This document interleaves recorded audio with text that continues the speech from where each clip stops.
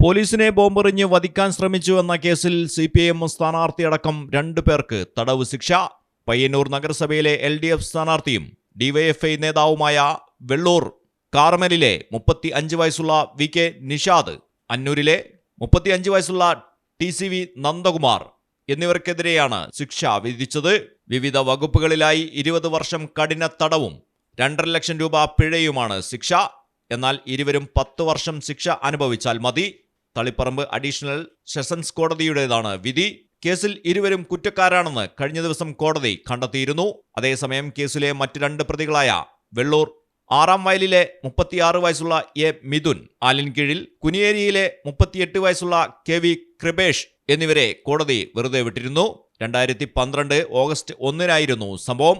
അരിയിലെ MSF നേതാവ് ഷുക്കൂർ വധക്കേസുമായി ബന്ധപ്പെട്ട് CPIM നേതാവ് P ജയരാജനെ പോലീസ് അറസ്റ്റ് ചെയ്തതിൽ പ്രതിഷേധിച്ച് നടന്ന പ്രകടനത്തിനിടയിലായിരുന്നു ബോംബേറ്.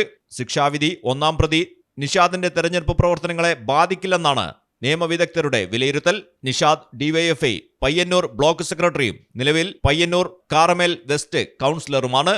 ഇത്തവണ മൊട്ടമ്മൽ വാർഡിലാണ് മത്സരിക്കുന്നത്. പത്രിക നൽകുന്ന സമയത്ത് ശിക്ഷ വിധിക്കാത്തതിനാൽ മത്സരിക്കുന്നതിന് തടസ്സമില്ല. ഇവിടെ ഡെമ്മി സ്ഥാനാർത്ഥിയായി പത്രിക നൽകിയ CPM Vellur north local committee അംഗം M ഹരീന്ദ്രൻ പത്രിക പിൻവലിച്ചിട്ടില്ല. നിഷാദിന് മത്സരിക്കാൻ തടസ്സമുണ്ടായാൽ സ്ഥാനാർത്ഥി ഇല്ലാതാകുന്ന സാഹചര്യം ഒഴിവാക്കാനാണ് ഇത്. മലയാളം ടെലിവിഷൻ, കണ്ണൂർ. കടലിന്റെ സൗന്ദര്യം ആസ്വദിച്ചുകൊണ്ട് ഒരു ലക്ഷറി ക്രൂയിസിൽ പോയാലോ? മിനാർ ക്രൂയിസ് കൊച്ചിൻ. എല്ലാവിധ സുരക്ഷാ മാനദണ്ഡത്തോടു കൂടിയുള്ള ഒരു ആഡംബര യാത്ര, അതും കൊച്ചിയിൽ.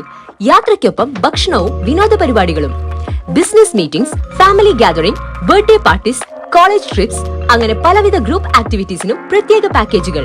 Live DJ, live music performance, magic show, mentalism programmes. Minar cruise Cochin.